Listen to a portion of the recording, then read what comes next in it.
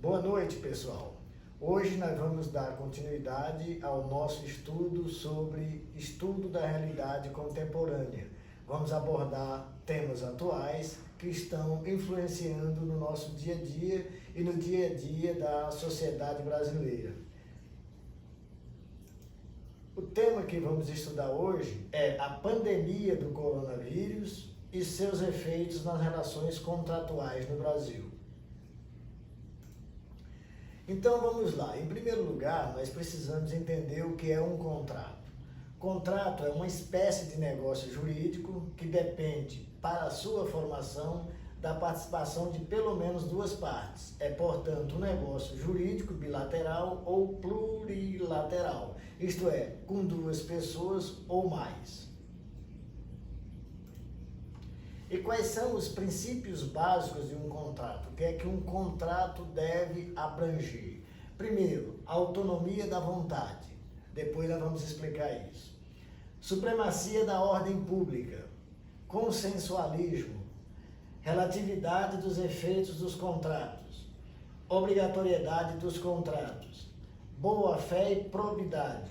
E revisão dos contratos ou da onerosidade excessiva. Esse último princípio é o que vai embasar a nossa aula de hoje. Então, o que seria a autonomia da boa vontade? Significa ampla liberdade de contratar. Tem as partes a faculdade de celebrar ou não os contratos, sem qualquer interferência do Estado. Então, já está claro aí que o Estado não pode interferir na celebração dos contratos. Supremacia da ordem pública. Limita o princípio da autonomia da vontade, dando prevalência ao interesse público. Isto é, um contrato não pode ferir o direito público ou o direito das outras pessoas, o direito do Estado, o direito que as outras pessoas têm. Então, primeiro o interesse público, depois o interesse das partes. Consensualismo. Basta o acordo de vontade, independentemente da entrega da coisa, para o aperfeiçoamento do contrato. Os contratos são, em regra, consensuais. Alguns poucos, no entanto, são reais, porque somente se aperfeiçoam com a entrega do objeto, subsequente ao acordo de vontades. O que isso quer dizer? Que o contrato tem que ter um consenso. Desde que as pessoas assinaram aquele contrato, ele já está valendo. E aí, depois, se a coisa não for entregue, se a obrigação não for cumprida, aquele contrato está valendo e tem que ser cobrado da parte que não cumpriu. Relatividade dos contratos. Isto é, esse contrato só abrange as partes envolvidas. Funda-se na ideia de que os efeitos contratuais só se produzem em relação às partes, não afetando terceiros, salvo algumas exceções consignadas na lei em favor de terceiros. Por exemplo, tem contratos que eu entro no contrato cedendo o bem para alguém dar garantia ao empréstimo. Então, nós estamos envolvendo aí um terceiro. No caso, por exemplo, de uma execução, vai envolver esse terceiro que cedeu o bem para a garantia. Obrigatoriedade dos contratos. Isto significa a convicção de que o acordo de vontade faz lei entre as partes, não podendo ser alterado nem pelo juiz. Então, eu assinei o contrato com uma outra pessoa, está valendo nossa vontade. Ninguém pode alterar esse nosso contrato. Revisão dos contratos. Aí é a parte fundamental da nossa aula de hoje.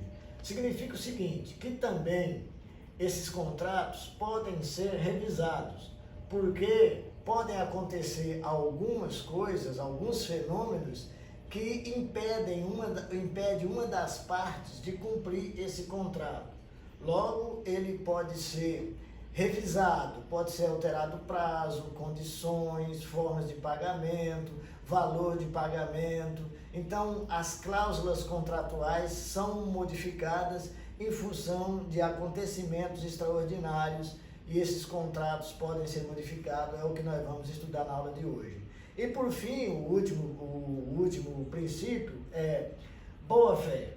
Exige que as partes se conformem de forma proba, isto é, quando eu faço um contrato, eu estou dizendo que vou me comportar com ética, que vou me comportar dentro da lei, que ali não tem subterfúgios, que eu não vou dar rasteira, que não tem pegadinha.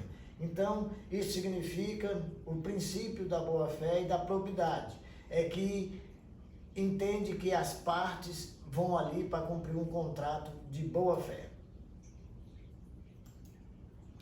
Então, vamos falar agora sobre o início da quebra dos contratos. Isso aconteceu quando a pandemia se espalhou pelo mundo e chegou ao Brasil.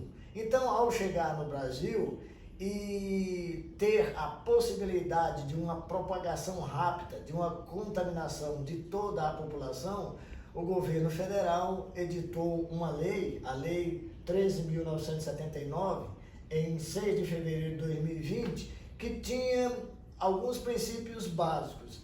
Ela ordena um montão de procedimentos, mas vamos nos ater aqui, nos ater nos procedimentos relativos aos contratos.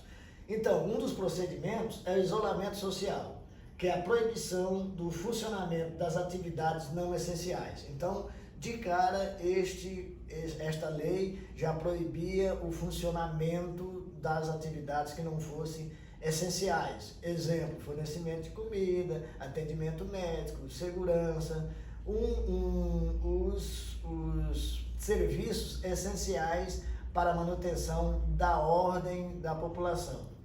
E restrição da circulação das pessoas, isto é, com o isolamento social, o governo decidiu manter as pessoas isoladas para evitar o contágio. E as pessoas deveriam ficar nas suas residências sem circular, exceto aquelas que precisavam prestar serviços essenciais. Bom, então com isso, quais as consequências desse isolamento social e dessa privação de funcionamento dos serviços não essenciais? Primeiro, alterou-se a possibilidade de cumprimento dos contratos de compra e venda de bens e serviços. O que quer dizer isso? As empresas impedidas de funcionarem, elas deixaram de entregar os bens que elas haviam contratado. E isso afeta desde o fornecimento de matéria-prima, à transformação, à distribuição e à entrega ao consumidor. Da mesma forma, os serviços foram privados de ser prestados. Dá um exemplo aí, escola. Foi proibido a presença de pessoas nas escolas, logo o serviço contratado, que é o fornecimento da educação, está privado. Outro serviço, o serviço de ambulantes nas praias, com a falta de circulação das pessoas, essas pessoas primeiro estão proibidas de sair, depois elas não tinham a quem vender. Bom, outra consequência deste isolamento social são os aluguéis. As pessoas que recebem dinheiro pela prestação do serviço ou por salário, que não está recebendo salário, que não está prestando serviço, não tem dinheiro para pagar o aluguel. Logo, o proprietário do bem vai ter problema, porque nós temos aí alguns proprietários que a renda é somente o aluguel, a sua sobrevivência depende daquele aluguel. Ora, se o inquilino não está pagando, como é que ele vai sobreviver sem ter essa renda? E, neste caso, os auxílios criados pelo governo não contemplam. Então, contempla ambulantes, pessoas da atividade não regular, mas não contempla pessoas que vivem de aluguel, já é um problema. Outra coisa, os condomínios, as pessoas que não têm renda não vão pagar os condomínios. Logo, os condomínios não vão ter dinheiro para pagar os seus funcionários. E os seus funcionários, como vão sobreviver? É um problema grave que também não estava previsto na lei. Outra coisa, as relações trabalhistas. Aí saíram medidas provisórias tratando das relações trabalhistas, falando das demissões, falando do auxílio que o governo dá através de empréstimo para que não haja as demissões, falando do diferimento do recolhimento de algumas obrigações sociais, para que não haja demissão.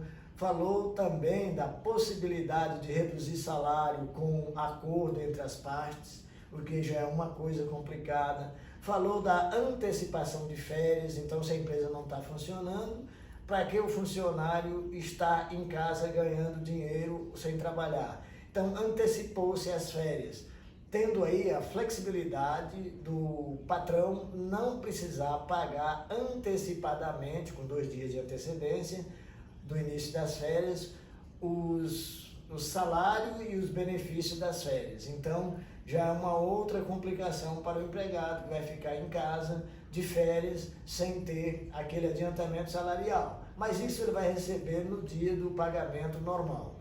Mas muitas pessoas tinham programado viagem para quando estivesse em gozo de férias, tinha programado hotel, tinha comprado passagens, e agora com antecipação das férias não vão poder gozar desses benefícios contratados. E aí vão ter que negociar com as empresas com as quais ele contratou. E aí nós temos problemas, porque lá na legislação diz que a empresa, de princípio, a legislação normal dizia o seguinte: se a empresa não fornecer o serviço, ela tinha que devolver o dinheiro. Mas nessa situação, já pensou uma empresa de viação aérea. Essa empresa, se todas as pessoas que estavam previstas viajar em julho não vão viajar, pedirem o dinheiro de volta, a empresa não vai ter condições de pagar. É uma outra complicação.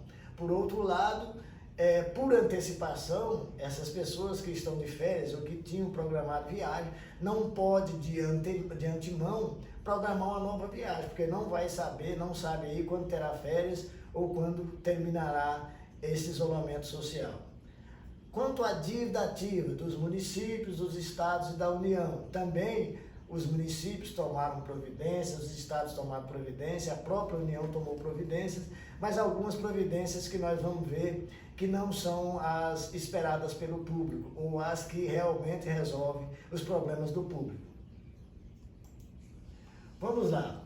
O governo também deliberou sobre a suspensão de protestos e ajuizamentos. Tudo bem. Então, as dívidas que não estão sendo honradas, os contratos que não estão sendo cumpridos, estão dispensados de serem ajuizados ou de serem protestados por conta da atual situação vivida pelo país. Prorrogação de prazo. Prorrogação de prazo é uma coisa boa, só que a prorrogação de prazo, o correto seria jogar para o fim do contrato, estender o contrato por mais aqueles meses, pela quantidade de prestações que não estão sendo pagas agora. Por exemplo, a dívida ativa do município de Guarujá. O que é que o prefeito deliberou? Que a prestação de março seria prorrogada para a de maio para junho e a de junho para julho. Ora, aí vão encavalar 2 prestações. Como é que a pessoa que já prorrogou o seu IPTU, prorrogou o seu imposto, porque não tinha condição de pagar naquela ocasião, vai conseguir pagar 2 prestações num só mês? Aí é outro problema que aconteceu com essa prorrogação de pagamento da dívida ativa do município, e assim do Estado e assim da União. O correto seria jogar isso para meses subsequentes ao final do prazo. Devolução de pagamento. Então, eu já citei, as empresas que vendem seu serviço e recebem antecipadamente, tipo viação aérea, tipo hotel, não tem como devolver esse dinheiro agora, porque eles não têm caixa para isso. Acordo entre as partes. Acordo entre as partes está difícil, porque cada um está vendo o seu lado. E também tem o problema do encontro. Você negociar numa mesa é diferente de você negociar via internet, via site. Eu mesmo já senti na pele uma negociação com a Claro, minha fornecedora de internet, televisão e celular. Eu paguei uma fatura e a Claro não deu baixa. Com isso, ela cortou o meu serviço. Eu não tinha como resolver esse problema, porque não tinha com quem falar. O call center dele foi desativado. E eu mandava e-mail e não tinha resposta, porque não tinha um assunto relativo àquilo. Você não tinha como anexar documento comprovando o pagamento. Para eu não ficar privado dos serviços, eu paguei a fatura de novo. Depois, quando terminar esse isolamento, eu vou ver como vai ser ressarcido esse dinheiro. Mas eu tive que pagar de novo e muita gente deve ter passado por esse mesmo problema. Adiamento das prestações da obrigação. Adiamento das prestações da obrigação é aquilo que eu falei do acordo da dívida ativa. É você pegar a prestação daquele mês e jogar para o mês seguinte. Mas tem uma hora que essa prestação vai se encavalar e vão ficar 2 meses com 2 prestações, um mês com 2 prestações para pagar e você não vai conseguir pagar. Também os bancos estão fazendo esse tipo de acordo, o que não é solução. Solução é pegar e diferir isso num prazo além do que estava contratado, né? Demissões por via de acordo, também é um absurdo. O detentor do capital, os empresários, numa hora dessa, eles nunca querem dividir o sacrifício com ninguém. Então, quem sofre é o trabalhador. A primeira coisa que ele faz é chamar o trabalhador para demitir ou para reduzir salários. E quando isso vai ser reposto? Quando isso vai ser composto? Férias antecipadas, também é outro problema. As pessoas não estavam preparadas para aquilo e vão ficar em casa sem ter o que fazer, causa já de muitos problemas domiciliares que a gente tem escutado na televisão. Então vamos lá, os impasses futuros. Quais são os impasses advindos dessas soluções apresentadas? Primeiro é que, no futuro, quando é que a economia vai voltar a girar de forma que todos os entes econômicos tenham condições econômicas e financeiras para honrar suas obrigações? Quando é que as empresas vão ter dinheiro para recolher aquele imposto que está atrasado, aquela obrigação que foi prorrogada? Quando é que os empregados, os assalariados vão ter dinheiro para pagar as prestações adiadas, as prestações encavaladas, né? Quando é que as empresas vão ter os insumos suficientes para a tomada do processo produtivo? Porque com essa parada, deixou-se de fabricar matéria-prima, deixou-se de treinar as pessoas, os empregados estão em casa. Então, nesse retorno, quando é que, de fato, qual é o tempo que vai levar para as empresas retomarem o seu processo produtivo no ritmo que vinha, né? A acumulação das obrigações, foi aquilo que eu falei, essas coisas simplesmente adiadas vão acumular em alguma hora do futuro, em algum momento do futuro, num mês daqui para frente. Então, o correto seria diferir isso em prazo além do prazo anteriormente contratado. Reordenamento da ordem pública e econômica. Então, quando é que a economia vai funcionar direito, que as pessoas podem andar na rua sem sobressalto, podendo ir e vir sem nenhum problema?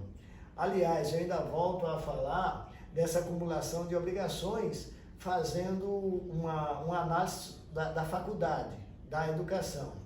Há a possibilidade da faculdade também promover acordo com seus alunos que não conseguirem pagar os boletos. Mas, certamente, esse acordo será a diluição das prestações nos próximos meses.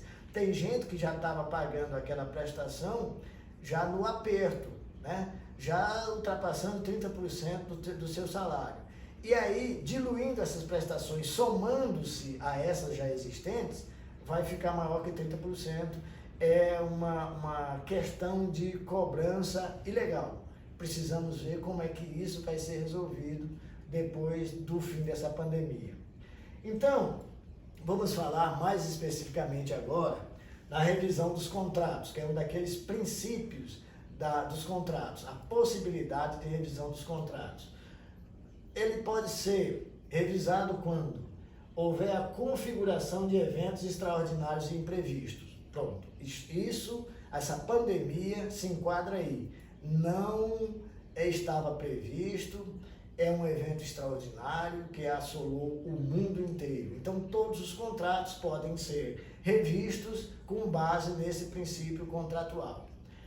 Qual é o outro princípio contratual? É a comprovação da onerosidade excessiva que causa a insuportabilidade do cumprimento do acordo para um dos contratantes. E aí vai abranger os dois lados, tanto quem compra quanto quem vende. Por exemplo, quem compra pode, naquele momento, por falta de salário, por falta de renda, por falta de emprego ou por renda diminuída, né? Alguns que tinham rendas mensais de uma quantia, deixou de ter renda nenhuma e está passando agora a ter um auxílio do governo de R$600, que às vezes é menor do que o que ele recebia. Logo, ele não pode cumprir com os contratos. Isso está na onerosidade excessiva.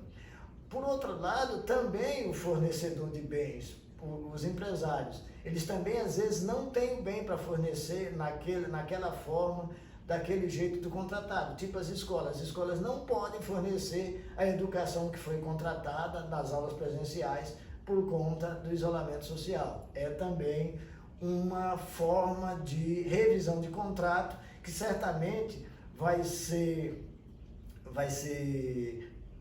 usada no futuro, porque os contratantes, os alunos sabem dos seus direitos e eles não tiveram a aula da forma que foi contratada. Então, eles vão querer uma revisão desse contrato.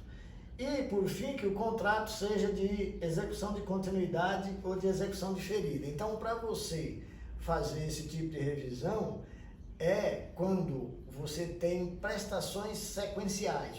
Aquele serviço tem que ser prestado sequencialmente, é o tipo, por exemplo, das escolas, que tem que todo dia dar a aula durante o semestre inteiro, né? Ou que seja diferida, é o caso, por exemplo, da dívida ativa, dos acordos feitos tanto com bancos, quanto com credores diversos, e com o município, com o Estado, com a União, nós chamamos de execução diferida. É aquela prestação que você vai ter que pagar ao longo dos anos. Os contratos de financiamentos longos, tipo de casa, tipo de carro, tudo isso aí é previsto de revisão dentro desse princípio de contrato que chama revisão dos contratos ou onerosidade excessiva. Então, dá para a gente perceber que no futuro nós vamos ter muitos problemas jurídicos para resolver em função desta pandemia e em função das medidas tomadas. Muitas delas acertadas, outras delas tomadas no quente, no calor da emoção, no calor da necessidade de solucionar, mas que ficaram soluções imperfeitas que precisam ser aperfeiçoadas no futuro. E aí, para que vocês façam um exercício tendo como base essas questões aqui levantadas, eu gostaria que vocês fizessem um trabalho dizendo o seguinte: qual seria a solução ideal para a revisão de contrato da dívida ativa? Aí você não precisa citar a dívida ativa do município, dívida ativa do Estado ou da União. Da dívida ativa já se entende que são esses contratos com prestações diferidas. E também nas escolas, qual seria a solução adequada para os alunos agora, depois dessa pandemia, depois dessa negociação que eles possivelmente vão fazer? Qual seria a negociação ideal? E também como as escolas poderiam sobreviver sem estar recebendo esse dinheiro e ter que pagar os professores. Vê se vocês têm uma ideia disso, ok? Eu mandei para o e-mail de vocês hoje um artigo que fala sobre esse assunto. Seria muito interessante ler esse artigo, porque toda a aula de hoje nós montamos com base nesse artigo. Ele é muito elucidativo sobre o efeito da pandemia nos contratos sociais.